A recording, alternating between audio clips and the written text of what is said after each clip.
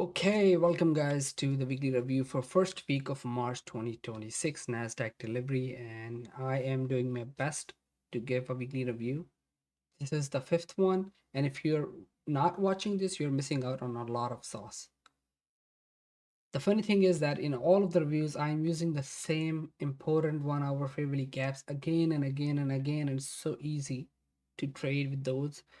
And it's just that you have to look onto the charts to find those important favorable gaps, and once you do, you can utilize them again and again over the weeks, whichever week you're trading. At the moment, we have moved out of the range from the previous one, and fortunately we might see some expansion. Now, looking at the daily chart, this is the Sunday open, so we will ignore that at the moment. We will go towards the Friday, Thursday, Wednesday, Tuesday, and Monday. What is happening over here? Now, based on previous week, we expected the price to go down and take out this low, which it did not, but it took out this low over here. I was expecting more volatility, but it was chopping around the whole week. So Monday opens here, goes down, goes up, take out the previous day high, and then Tuesday takes out Monday low. It's a whole bearish day, and then Wednesday opens almost mid of this week, Tuesday week, takes out all of the previous day's highs, Tuesday, Monday, and the day before that. And then Thursday opens, takes out the previous day high and goes down. And then Friday, of course, takes out the Thursday low. And then it closes right at the middle point of this important volume imbalance on the daily chart. And now we have the next open that is below and takes out the previous month low and the relative equal lows that we were targeting from this point forward. In my previous weekly reviews, you might have seen that all these weeks we were targeting these lows over here, these two, and they have finally been taken, and it tapped into this important daily volume imbalance. Now let's go to the hourly chart of 1 hour. Okay, looking at the hourly chart of Monday, which is over this area, we tap into an important hourly favorably gap over here. Then we go up.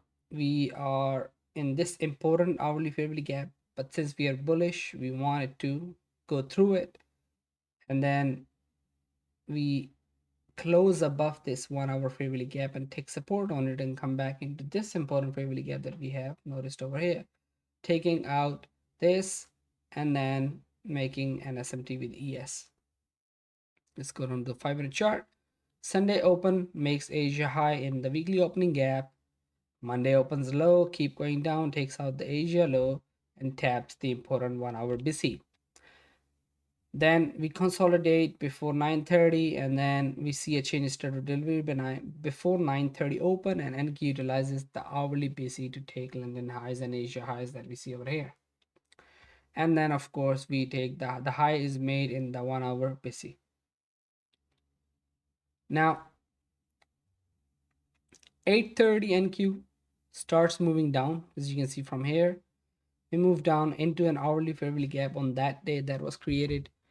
We tab into that. It tabs into an open favorably gap below 50% of the range of the previous range and shows instant rejection. And I demo traded on Monday. We make this low. I entered on this inverse favorably gap over here. I waited. 9:30 opens, takes out these lows. That's why my stop loss was below this low. And then it just rushes and takes out London high. And then of course takes out Asia high. 9:30 opens, takes out the relative equal lows on 1 minute and expands. Now we leave this first presented favorably gap over here. Why? Because we have expanded too much, and I expect a little bit of retracement, not too much, but I was expecting at least 50% of the retracement over here, which it did not do. But this favorably gap over here looks like an important one. During our macro time, it comes back here and it takes out the Asia high. I would not take this trade, as I say over here, during macro due to heavy price movement.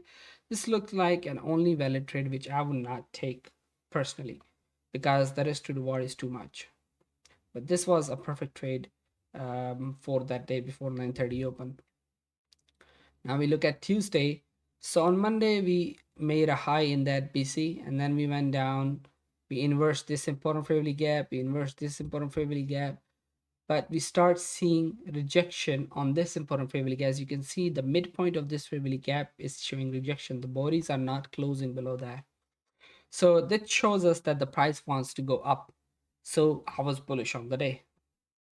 Now, Tuesday opens, keep on moving heavy down, makes London high in an important 1 hour BC.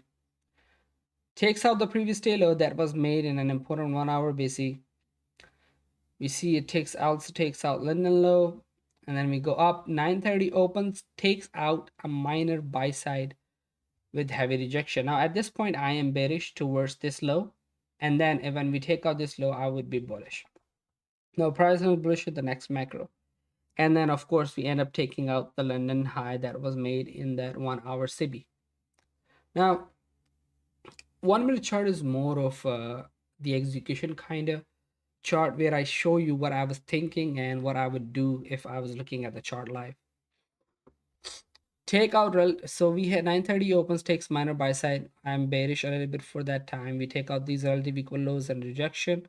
We will take out this high at 9:39. Now, throughout all the 1 minute charts, I would mention some specific times that you have to look at it, why this is. When I was in mentorship for Frank had a mentorship. He's also known as Zusi. He mentioned this thing called 369, which is the important times at which we see reversals, highs and lows being made, all those kind of things. Now, this high is made at 9:39, which is an important time because it corresponds to that idea of 369.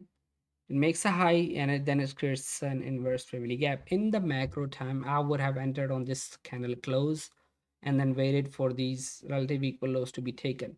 Now, these lows are also taken at very important time at 10:17, which is also 369. And then we had another low over here, which is this one, which was also taken at 10:29, which is also an important time.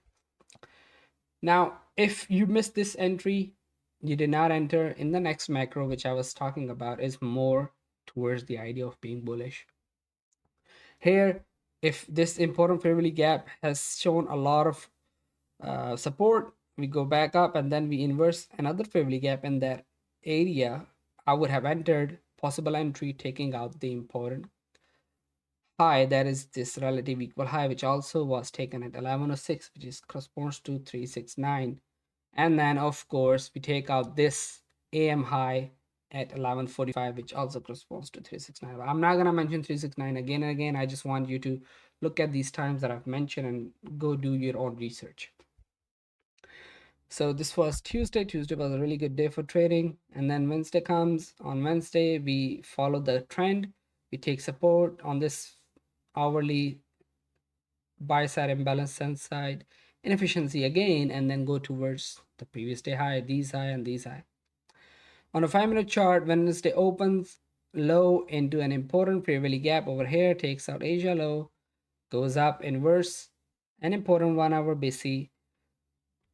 And if you can see this, I also noted that one because we took support on it. And then this is that area, we took support on that, and then inverse an important 1 hour favorable gap over here as well, and then inverse temporal 1 hour CB, and then it is also inside the new week opening gap near consequent encroachment, which is the midpoint of this new week opening gap over here. So I was bullish. Now at 9:45 during our macro, we took out this important low. I mentioned to you that this is an important time. I would have entered right over here. But for completeness sake, for my entry criterias, we have to see this is the change in state of delivery over here.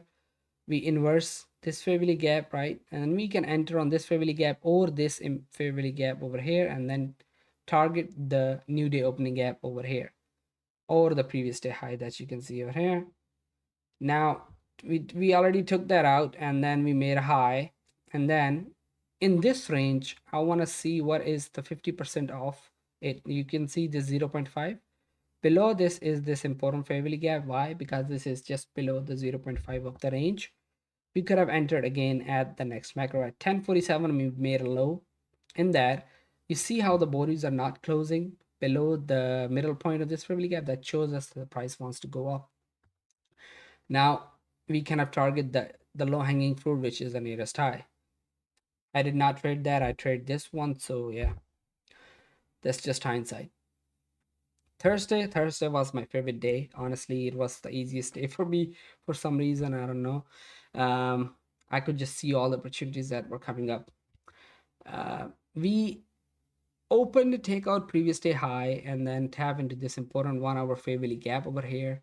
We consolidate throughout the day, throughout the night, and then make this high over here, move down, take out that high, and then go towards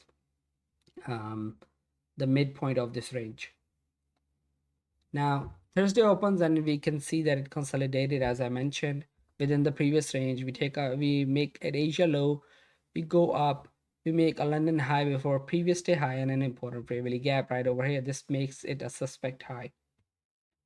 Before 9:30, it takes out the London low over here, and then we rush to take out the London high and tap into that important favorably gap, which it did not, it just missed by 1 point, but it's an important area, so a rejection is expected. And then after that, we just went down. Now I took 2 trades, but I'm showing 4 trades. It's just for an example. I took this trade and this trade. This one, I mentioned that all other are hindsight is training, but I also took this one as well. But this was demo, that's why I'm not mentioning it here. This one I took on real money. We take out the London low before 9:30 open.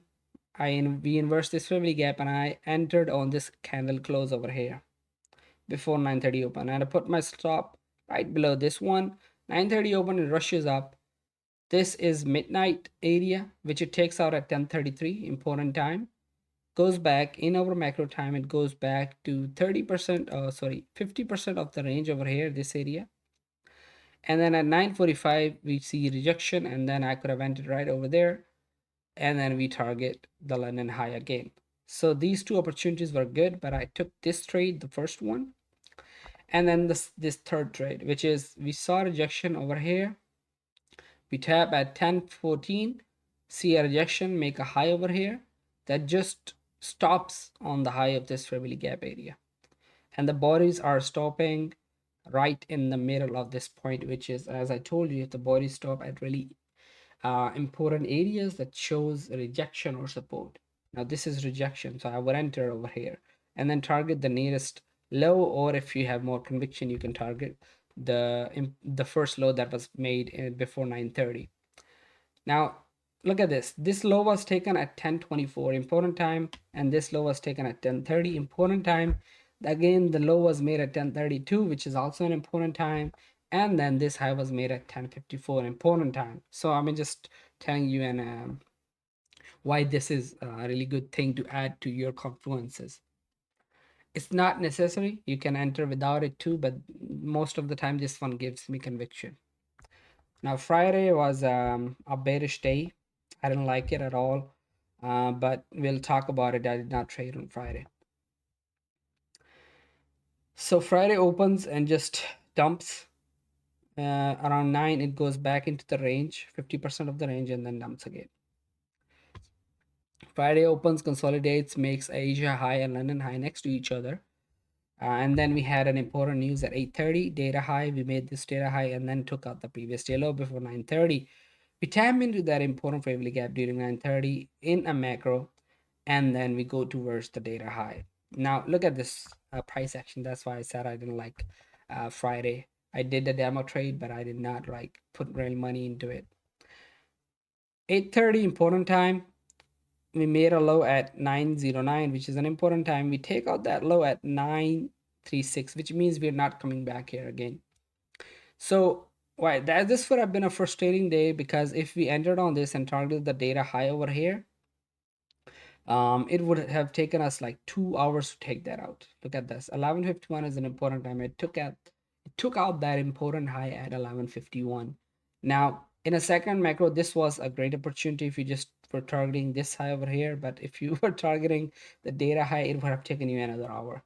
Look at this, 50% of the range, this fairly gap, You cannot miss this. Look at this. These opportunities are there every day. Look at 50% of the range. Is there a fair value gap there? Yes, just enter on that fair value gap, target the high that was made before. And it is exactly the opposite in your, if you're bearish, you look at the 50% of the range. If there is a fair value gap, you enter a short trade over there and take out the nearest low. See, so this was a second opportunity in the next macro. Now, I want to add some sort of economic calendar data in this weekly review as well, because that's easier to just move in with it since people are watching it. So I have added a new slide, which is economic calendar and upcoming Monday, what I'm expecting. Now, this important relative equal lows that we have been mentioning from the past few weeks has been taken out today when Sunday opened. We took out the previous week low, we took out the previous month low as well. We took out those relative equal lows and we tapped into this volume imbalance that we were talking about on the daily chart. Now we have a big new week opening gap. Until Friday to today, we have seen around 1,000 point of drop. So I am expecting some sort of retracement into this area, and then we can go down. We have news on Wednesday, which is CPI. Important data points, is very volatile. Stay away from it. Trade at 9:30, and then they have 8:30 unemployment claims, which is it is okay. This also has some sort of volatility. And then on Friday, of course, we have a lot of we have 8:30 core PCE price index, which is also have high index news. And then 10 a.m. we have JOLTS, which I think I would trade after 10 on Friday. So looking at all this, next week looks really promising. We don't have any news on Monday and Tuesday, so I would not expect a lot. I would just target like 30 points, 40 points, at max 50 points to see if I am presented any setup or not. At the moment, I expect that Monday open high, it will go here until the midpoint, and then I would want to see a bearish setup after 9. So that's what I'm thinking.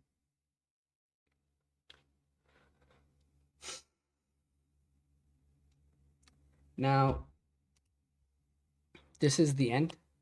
And as always, thank you for watching, and you can find the link to this PDF in the description. Happy trading.